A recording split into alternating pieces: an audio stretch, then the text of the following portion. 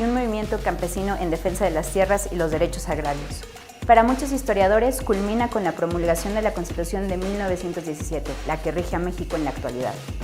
A diferencia de estos tres acontecimientos, según López Obrador, la Cuarta Transformación será pacífica y de reconciliación. No vamos a sacar adelante al país sin la unidad de todos los mexicanos y sin el apoyo de todos. Y tenemos que ser respetuosos, tolerantes. Su plan inicial para arrancar la transformación se basa en 12 reformas, entre ellas el fin del fuero político, una rebaja de sueldos para funcionarios públicos y tipificar la corrupción como un delito grave sin derecho de fianza. AMLO también propone una constitución moral, una especie de guía de valores para impulsar mejores conductas entre los mexicanos. El cambio tiene que significar poner por delante la honestidad. Pero la clave de este nuevo gobierno será el combate a la corrupción, algo que ha dicho López Obrador una y otra vez. Tenemos la fórmula, acabar con la corrupción y que no haya un gobierno rico con pueblo pobre. Se va a desterrar la corrupción del país. Me canso ganso. Pero muchos de sus críticos ven difícil este cambio principalmente por estas razones. 1. La inclusión entre sus filas de personajes que pertenecían a los gobiernos del PRI y del PAN, regímenes de los que busca diferenciarse. 2. Su propuesta de integrar miembros del ejército a una Guardia Nacional para vigilar las calles del país, cuando en su campaña había prometido desmilitarizar la seguridad pública. 3. Sus recientes declaraciones de que no enjuiciará a gobernantes sospechosos de corrupción que no enfrenten ya un proceso judicial. Es que son muchas las demandas que hay. Que no se va a poder cumplir, por ejemplo? O sea, un programa, un proyecto. No sabemos, pero voy a cumplir todo lo que ofrecí. ¿Crees que realmente existirá una cuarta transformación en México?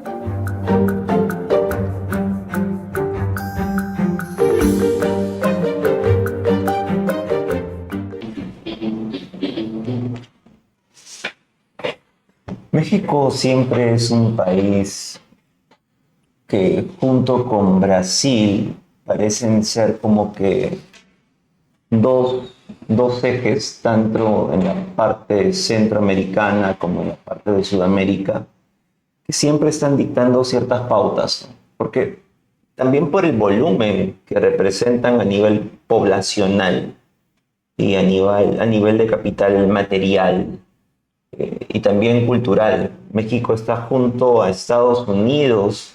Entonces eso le da una proximidad quizás a una de las capitales o de los países occidentales más importantes. Y Brasil, pues, forma parte de las BRICS, es un player mundial, también por su volumen y porque es un mercado por su mismo lenguaje que el portugués. No es tan fácil ingresar. Tiene ciertas barreras de entrada, pero le da, por lo tanto, cierta cualidad especial o estratégica. Pero situémonos en México primero. Tú has estado recientemente en ese país y querías conversarnos un poco acerca de esta cuarta transformación, que es esto que AMLO había sostenido, ¿no? Estos gobiernos de izquierda, y que ahora con su sucesora pareciera que se está dando. Pero ¿cómo lo viste? ¿Cómo lo apreciaste allá in situ? Sí, bueno, la primera vez que escuché sobre la situación política de México fue en el colegio.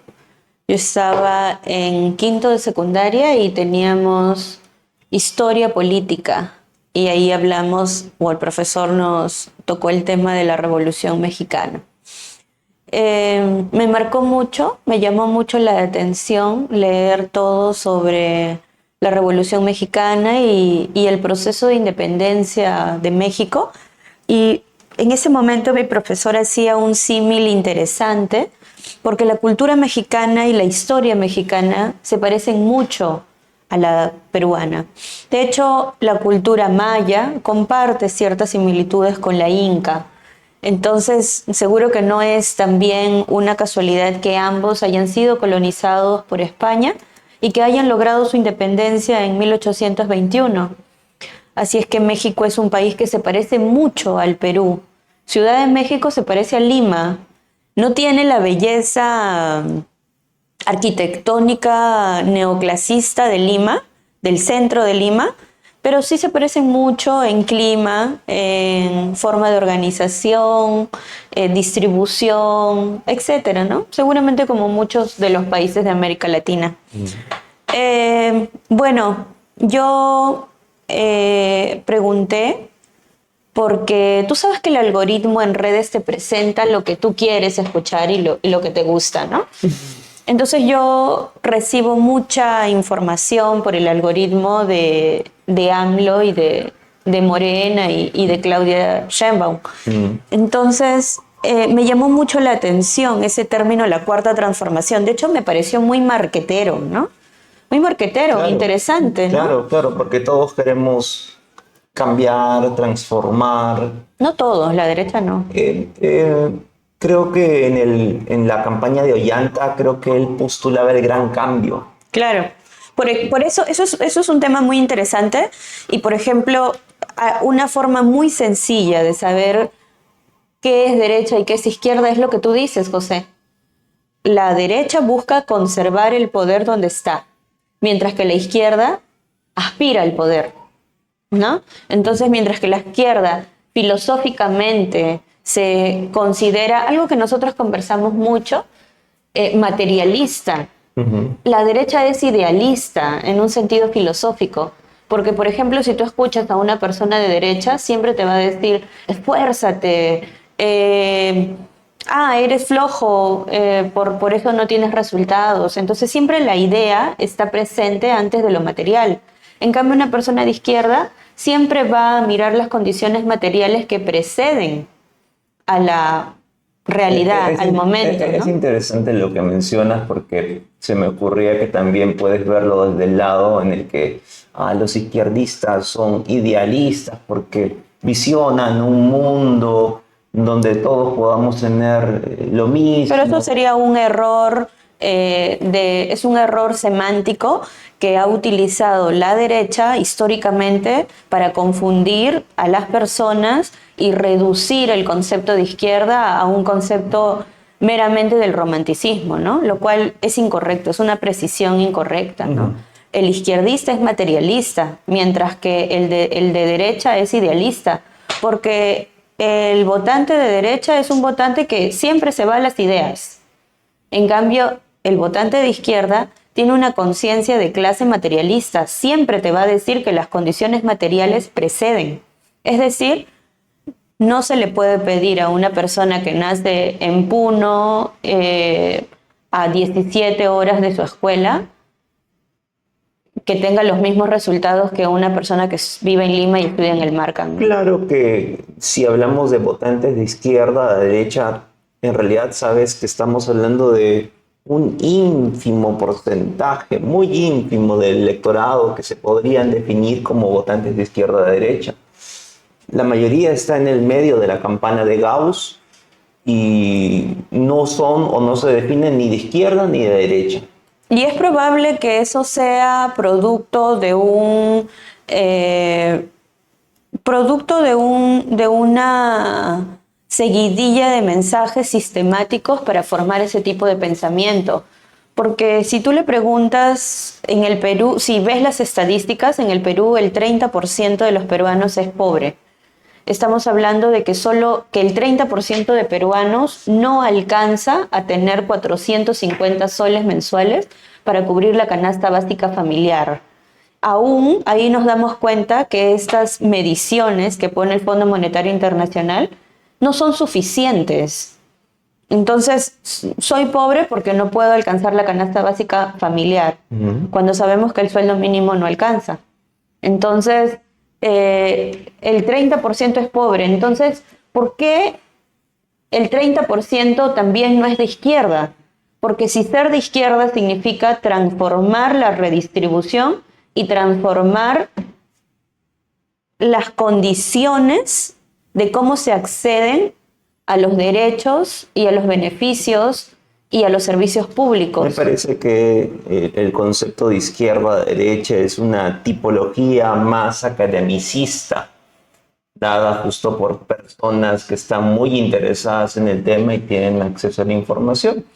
Yo creo que me parece que si hay un concepto que se acerca y es más asible a las mayorías populares o al gran público, y hablo en función a ellos porque finalmente ellos son el grueso del electorado, yo diría que ni siquiera usan el término conservador y progresista, pero más va por ahí. Es decir, hay mucha gente que solamente son tradicionalistas, o sea, les gusta mantener las formas, las tradiciones, tal cual lo formaron sus padres, y quieren también que sí siga el mundo, porque siempre, como tú sabes, en la ciencia organizacional siempre hay, por ejemplo, una resistencia al cambio en toda organización, porque todo cambio siempre marca ciertas barreras de entrada. Poniendo el ejemplo de una empresa, oye, hay que estudiar nuevos sistemas, hay que aprender nuevos valores, hay que desechar otros. Entonces, la mayoría de las personas tienen este tipo de pensamiento o mentalidad fija, utilizando lo que decía esta profesora de Harvard, Carol Dweck, ¿no? Mentalidad fija. Solamente quieren mantener las cosas como son, así como estaban, como me enseñó mi mamá y mi papá a comer, así debo ser, y ver las películas que debo ver, ¿no? O hacer mi chamba y mi trabajo como debo hacer en el campo, en la chacra, etc., ¿no? Y hay otro tipo de gente que son los disidentes, que son los diferentes, que están buscando hacer las cosas diferentes, a veces bueno y a veces malo, pero no están conformes, no están conformes. Algunos solamente se quejan, y también quejarse también es un trabajo y está bien. Y hay otros que transforman a través de la queja, entendiendo de que, oye, no voy a poder hacer mucho a menos que o bien acumulo masa crítica o bien acumulo masa material. Entonces, en función a eso voy a cambiar mi mundo. Pero me parece que izquierda-derecha sí, desde la tipología academicista sí funciona, pero la gente no lo ve de esa forma, ¿no? Qué bonito es lo que dices, porque, por ejemplo, cuando una forma muy, muy práctica, más allá de recordar históricamente cómo se sentaron los diputados a la derecha o a la izquierda, es que la izquierda... El clero y el pueblo, ¿no? En los tiempos de la Francia monárquica. Exacto.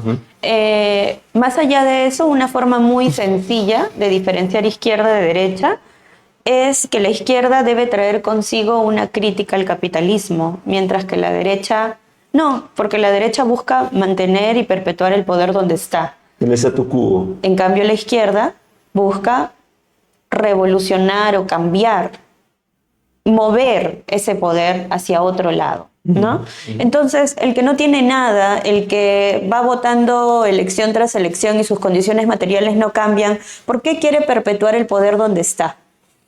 Sería una pregunta interesante hacerla a todas las personas que nos están escuchando y que seguro nos van a dejar sus comentarios. Porque se ha si tus condiciones materiales no han cambiado, ¿cuántas elecciones vas votando? ¿5, 6, 7, 10? Tus condiciones materiales, si no han cambiado, ¿por qué no hay movilidad social según la escala de Gini? ¿Por qué eres de derecha? ¿Por qué sigues votando para perpetuar y mantener el poder donde está? Es interesante. Yo no digo que conservar esté malo, hay que conservar lo bueno, porque el progreso tiene grandes logros. Entonces, si no conservas los logros que vas teniendo a partir del progreso, no podrías mantenerlo. En cambio, la derecha es contradictoria, porque la derecha siempre destruye lo que la anterior logró. Entonces, ¿qué conserva la derecha? Lo único que conserva la derecha es el poder y la forma de cómo se redistribuye la riqueza, y se basa en la mismocracia, es darle los privilegios a las mismas personas de siempre, sin que los demás puedan acceder a esos privilegios. Me parece que desde una postura de condiciones perfectas y donde el idealismo se convierte en realidades concretas, claro, uno diría, oye, ¿por qué la gente no vota por la izquierda? ¿No? Si la izquierda propone el cambio, el progreso, la redistribución. ¿Por qué? Porque se le ha vendido. ¿Por qué? Te respondo. Porque se le ha vendido a las personas, y a veces con asidero fáctico, histórico, de que también estos gobiernos de izquierda no se diferencian mucho de los de derecha, y que sencillamente llegan aventureros, emprendedores políticos, no a realizar una cuarta transformación o un gran cambio, sino a llegar al poder y enriquecer sus familias y que Odebrecht o una empresa constructora lo soborne y que luego compren a sus hijos, a sus testaferros, les pongan dinero y al final llega un fiscal y ellos se suicidan para que su familia siga conservando el dinero. No estoy alusionando, o capaz estoy haciendo alusión a algún presidente, expresidente en el Perú, pero eso es, ¿no? O sea, la izquierda también ha tenido sus grandes errores. Y todo postulado desde el idealismo de Stephanie siempre va a ser perfecto, ¿no? Pero el asunto está en la ejecución de esas idealizaciones, en concreciones. Entonces, yo lo que aspiro es que, como todo ciudadano, que vayan alternándose gobiernos de izquierda y de derecha, democráticos, modernos, una derecha democrática y moderna, igual también una izquierda democrática y moderna, y que finalmente la gente votará o no. Como te digo, la mayoría de la gente no se define de izquierda a derecha. Solamente ven el menú y en función a eso van a votar, ¿no? Ahora, volviendo al tema de México, pues tienen un gobierno de izquierda y Mira, entiendo que sí tienen aceptación, aunque también, porque mi madre también pues, estuvo por allá y me contaba que habían disturbios, había movilizaciones contra la todos los fines de Sheinbaum. semana. Entonces, no toda la gente está conforme con ese régimen, pero me parece interesante que ¿no? AMLO haya tenido una gestión y luego su sucesora haya ganado. Así que finalmente parece que la gente algo les ha reconocido. Mira, yo soy AMLover, así es que lo digo abiertamente. Es importante que las personas Muestra tu bueno, ese es moño. un moño de Frida Kahlo.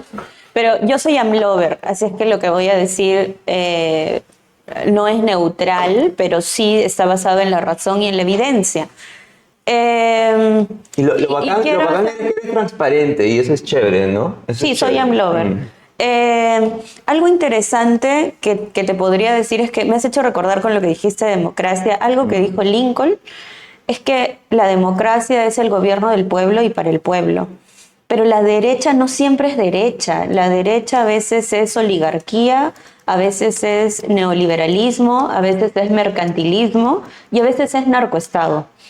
Y eso significa que el poder nunca emana ni se va al pueblo, sino que el poder se queda entre la clase. Ya no se trata ni siquiera, por ejemplo, en el gobierno de derecha del Perú, ya no se trata ni siquiera de derechas, de izquierdas, ni de democracia, no democracia, ni de capital o no capital. Es una lucha entre lo privado y lo público. Es una lucha acérrima entre lo público y lo privado, donde se busca sistemáticamente desprestigiar a todo lo que es público y más bien darle poder, énfasis, pantalla a todo lo que es privado, porque lo que es privado es mejor. Y ese pensamiento viene desde los propios trabajadores del sector público. Y es contradictorio, ¿no? Porque no tenemos buenos servicios públicos y a la vez los desprestigiamos, pero seguimos administrando la pobreza, ¿no? Más allá de la democracia, yo creo que AMLO no es de izquierda necesariamente o estrictamente, porque no me quiero contradecir, AMLO se autodefine como una persona de izquierda. Sin embargo, yo creo que es un reformista popular, porque AMLO no ha hecho una transformación rígida en contra del capitalismo. Entonces no ha habido México una cuarta transformación, era más un Es lema, una arenga, ¿no? Un nombre publicitario bonito que pegó para las elecciones. Sí ha habido una muchas cuarta- propuestas de políticos. Sí ha habido una cuarta transformación porque se ha marginalizado a la corrupción. Lo que pasa es que los que salen a marchar son todas las tías y los tíos panistas que están ardidos porque quieren retornar al poder, ¿no? Los panistas en México, para el público, es la derecha. Es el PAN.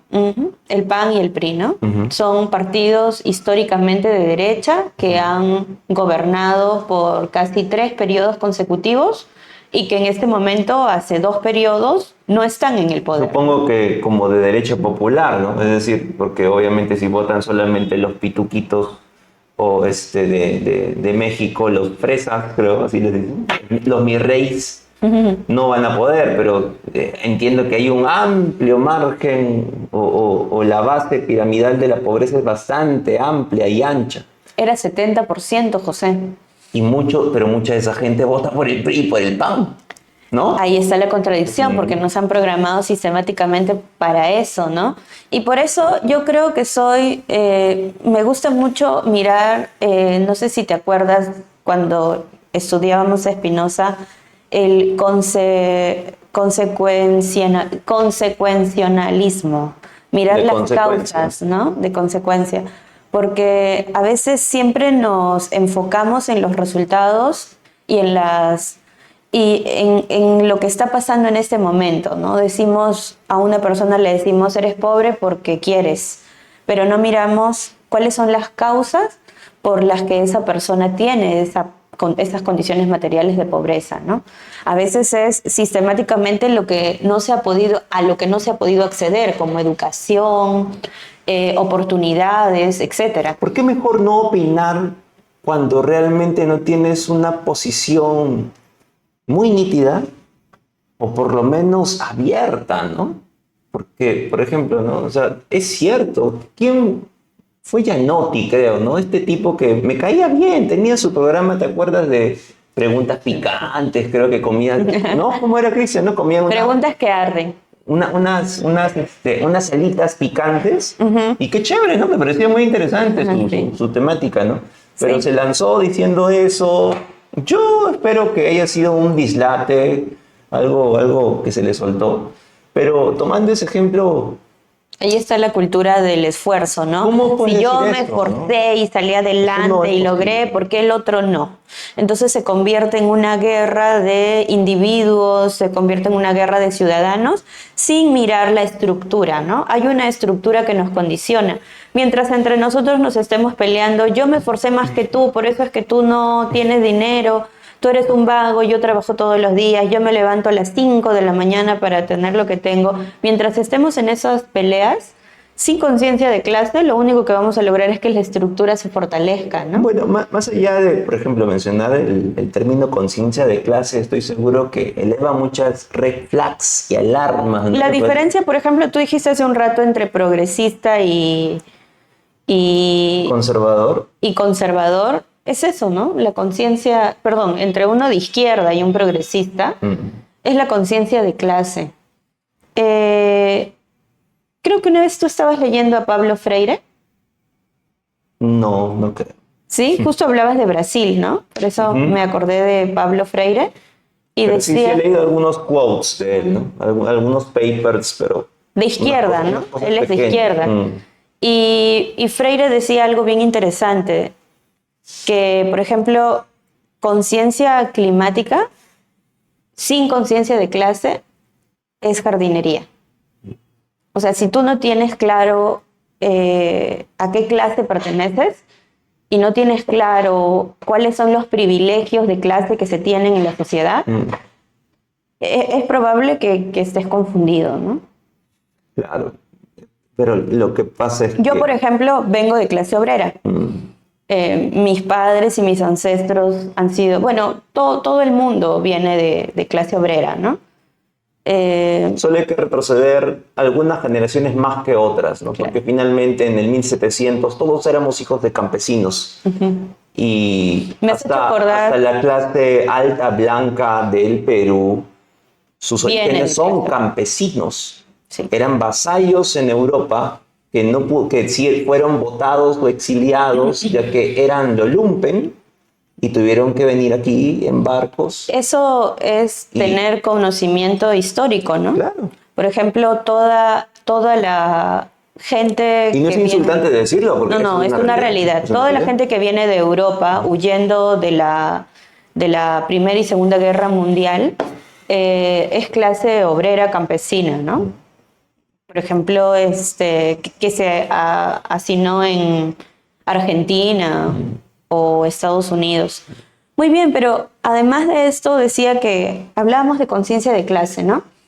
Tener conciencia de clase significa también, de alguna manera, dejar un poco esta presión que le han puesto a esta palabra, ¿no? Que viene del Capital, de Marx, y del Manifiesto Comunista. Yo creo que una forma de reivindicar este tipo de temas es siendo poscapitalista y no anticapitalista. Una forma de reivindicar estos temas de conciencia de clase, el capital, a Marx, es siendo poscapitalistas, ¿no?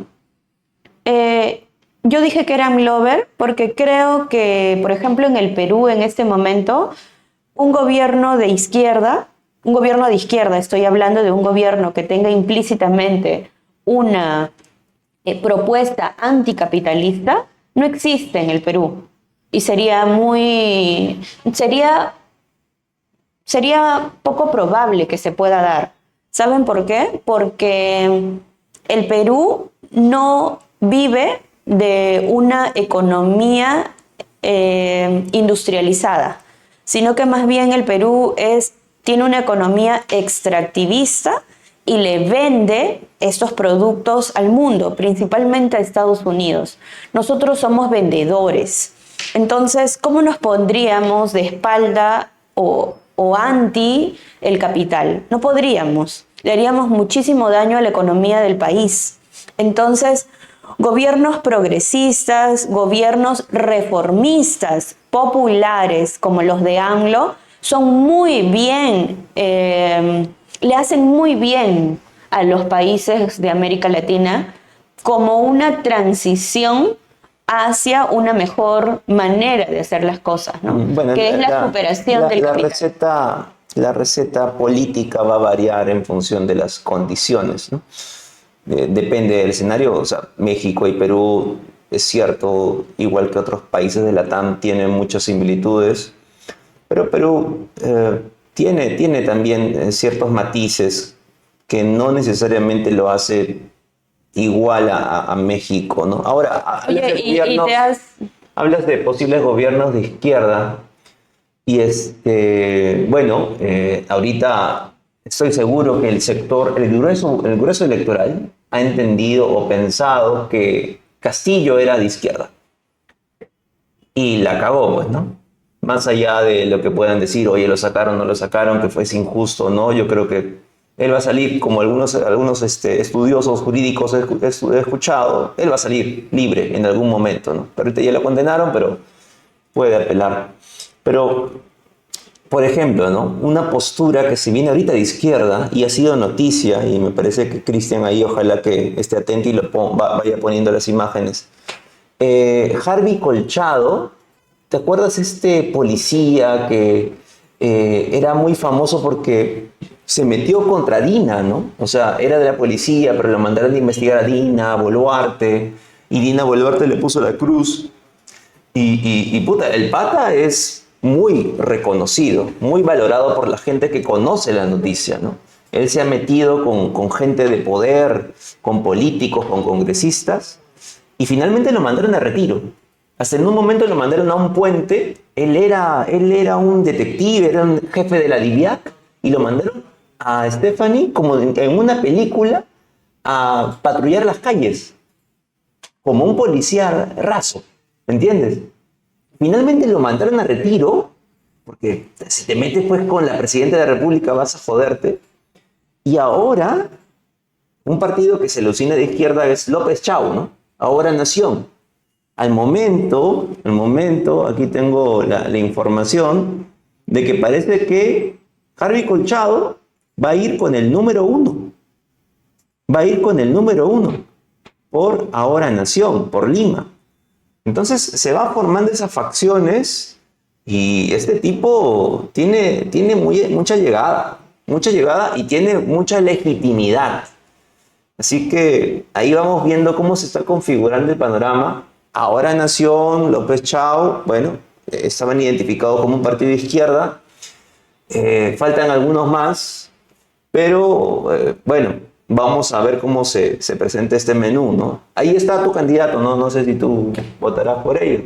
Me parece interesante cómo cada vez que hay alguna expresión que vaya en contra de la perpetuación del poder, son desterrados, ¿no? Lo mismo que a Harvey Colchado le pasa a Delia Espinosa, destituida de su cargo, ¿no? Inhabilitada.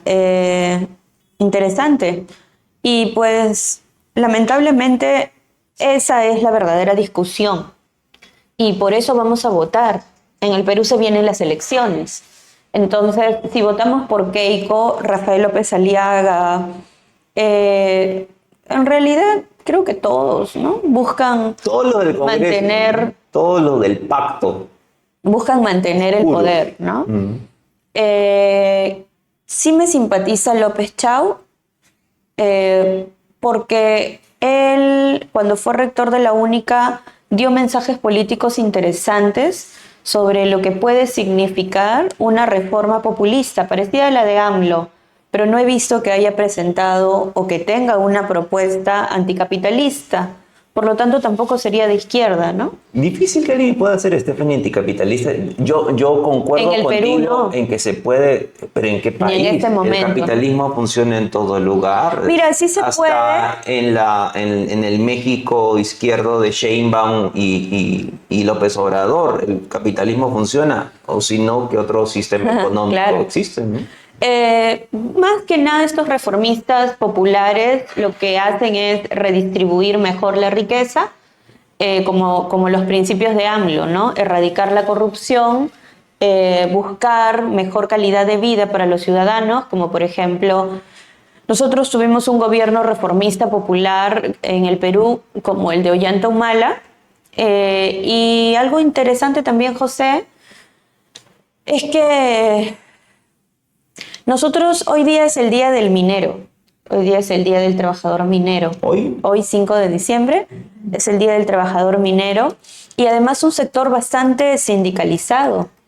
El Perú es top número 2, ¿no, Cristian? En cobre y zinc, creo que 5 en plomo y 8 en oro.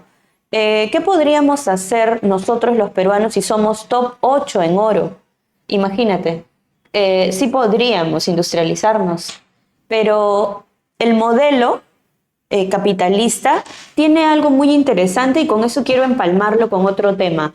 ¿Por qué si AMLO representaba una postura de izquierda tan fuerte como una reforma popular, por qué no fue vacado? ¿Por qué no fue sacado de su puesto? Porque el sistema busca desestabilizar a un país, pero sin que el pueblo se le levante, ¿no? Y AMLO es un personaje que salió con mucho más poder que el que entró. Eso es interesante porque muy pocos políticos terminan con más poder que el poder con el que han ingresado. Generalmente se desgastan en el camino.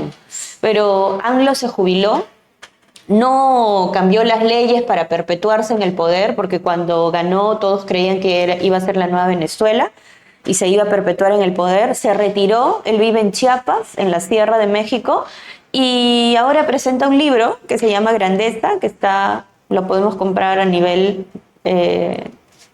internacional por Amazon, y da este mensaje, ¿no? Coherente, congruente, y es muy querido en México, muy querido. Terminó con una popularidad altísima, tanto así... ¿va a ser el nuevo Mujica de Latinoamérica? Más que, mira, muy pocos personajes de izquierda encarnan este logro que tiene AMLO, ¿no? Creo que está al nivel de Fidel Castro, del Che Guevara, ¿no? Que tienen... Estás hablando de... Son bien, estos personajes que gozan de este populismo, ¿no?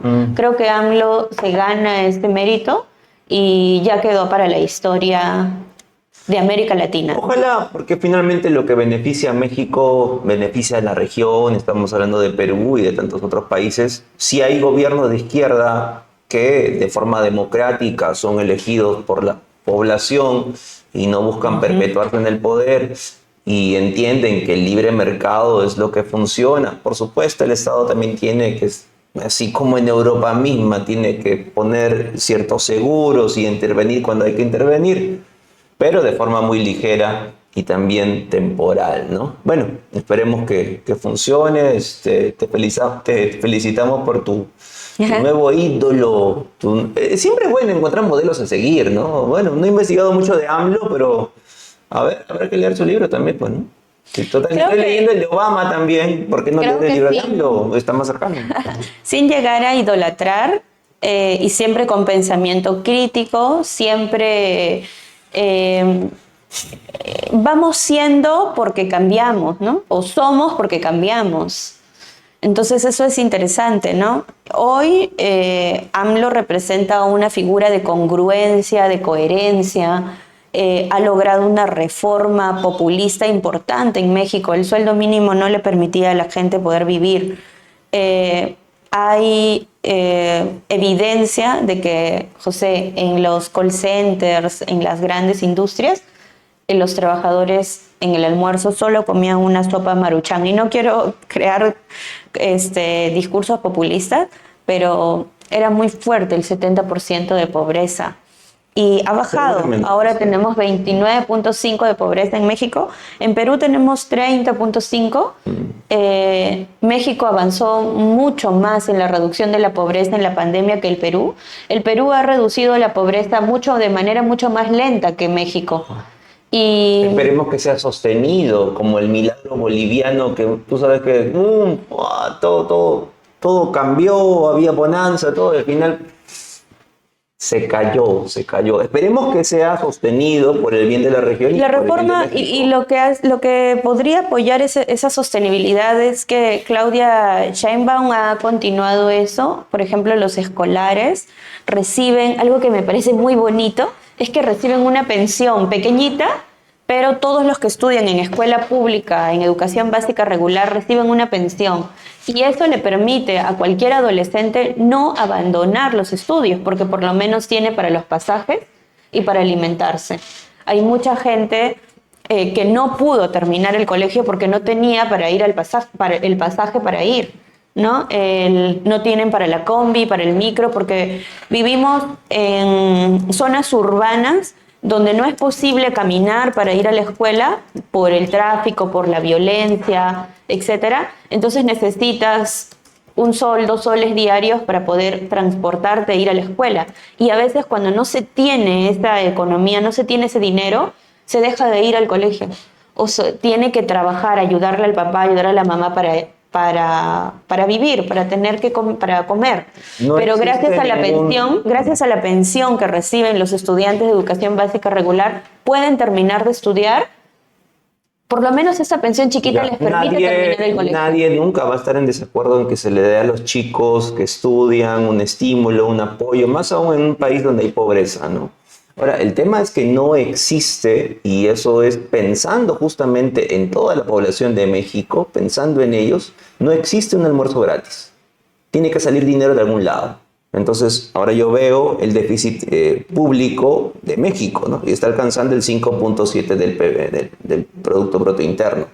En Perú, lo que buscamos siempre es que esté en el 2 o menos del 2, ¿no? Como diría Velarde. Está avanzando un poquito. Ahora, el gobierno está promoviendo de que quieren reducirlo a 3.9, ¿no? Y es su ambición. Pero hay que tener cuidado. Yo espero que esas políticas sigan, pero es que hay baja recaudación, según lo que estoy viendo ahí en México. Entonces, ojalá que si quieren dar estas políticas de gratuidades, que es hermoso dar a los chicos que están estudiando algo más de apoyo, pero tiene que aumentar la recaudación. Y al aumentar la recaudación, pues también te van a protestar los pequeños comerciantes, la gente que trabaja. Eso no sale gratis.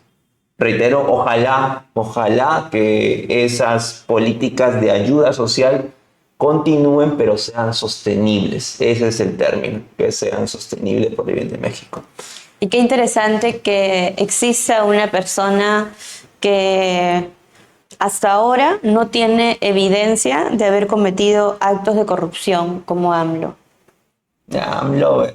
Lover. Bueno, ya, vamos a investigar luego a Lover, Cristian. La próxima, por favor, ahí pasamos ahí un documental de AMLO y vamos reaccionando. Ya, punto por punto. Hecho por el pan. Hecho por el Dice pan. que andaba en un carro viejo, en las elecciones y todas las cosas, ¿no? Digo, igualito que Pepe Mujica. Bueno, está bien, hay que ser político. Así se hace política también en estos países, en nuestros países tercermundistas, ¿no? Bueno, lo que vemos es que, por ejemplo, con las cosas que pasan en el Perú y en México, cada vez no solamente va a ser necesario, sino va a ser aclamado que hayan gobiernos autoritarios. Por ejemplo, China, Singapur, tienen estos gobiernos autoritarios que les han permitido transformar mucho mejor a los países, ¿no? Porque mientras a veces nos perdemos en la idea de democracia o en la falsa idea de democracia, no logramos mucho, ¿no? Entonces parece que cada vez la tendencia se va echando mucho más a pedir, a aclamar un gobierno autoritario. Un buen gobierno autoritario es mejor que un mal gobierno democrático. Es que un gobierno autoritario uno asume, uno piensa, uno supone que se responsabiliza, que toma responsabilidad y toma control del descontrol. En el caos, Stephanie, en la anarquía, en la inseguridad, en la anomia y en la incertidumbre, lo que necesitas es puntos estables. Como dices, por ejemplo... Un nido cierto, como dices en terapia, ¿no? O tu lugar seguro. Entonces necesitas un padre autoritario, un padre fuerte, que ponga orden, porque están entrando los choros en la casa y porque en el mercado están que te roban. Entonces, un padre fuerte, un padre agresivo. ¿No? Eso es, psicoanalíticamente, eso es lo que el electorado puede pensar o suponer. Sí. Y lo vemos en la pandemia, ¿no? Cómo China afrontó mucho mejor, según los resultados estadísticos, la pandemia. O China o Singapur, ¿no? Que tienen gobiernos autoritarios. Funcionan de esa forma. Porque toman decisiones sin mucho preámbulo y consulta. Parece que las democracias representativas, en el sentido de que yo elijo a representantes, no a poseedores o a reyes o gobernantes vitalicios, ¿no? ¿Representantes de quién? De los representados, es decir, del pueblo. Pero, por ejemplo, Keiko Fujimori, el caso de Keiko Fujimori que se archivó de los cócteles, es un caso bien interesante, porque recuerden que Keiko y el partido Fuerza Popular recibía dinero no solo de Odebrecht, sino, por ejemplo, recibía dinero del más grande banquero del Perú, que es Dionisio Romero, y lo lavaba a través de falsos aportantes. Sin embargo, y la legislación salía a favor de la clase oligárquica. Entonces, ¿Fuerza Popular gobierna para el pueblo o Fuerza Popular gobierna para las élites de poder y economía? Nadie ha dicho lo contrario. Pero la Fuerza Popular se autodenomina como un gobierno populista. Entonces, no, Fuerza Popular pues no es un partido en sí, ¿no? Hemos visto a Keiko en Podemos nosotros, Stephanie, tener muchos disentimientos, ¿ya? Pero ciertamente creo que estaremos de acuerdo en que los partidos que en este momento se encuentran en el poder, es decir, en el Congreso, porque Gerino es más que un títere nada más, él no es presidente, está tomándose fotos, como diría Hildebrand, momento a momento en cada presentación, porque es lo que consiguió toda su vida, ¿no? O sea, es el momento que va a guardar y lo va a posar seguramente en Instagram, ¿no? Pero ninguno de esos partidos no son partidos, son clubes de amigos con fines siniestros y oscuros. Así es. Entonces, hay que preguntarnos nuevamente si somos de derecha o de izquierda. Creo que cuando alguien es de centro o dice ser de centro es de derecha, y cuando alguien dice no existen derechas e izquierdas es de derecha. Lo dice una persona de izquierda, pues ese es el tema. No creo que sea yo de izquierda, más bien algo más que izquierda.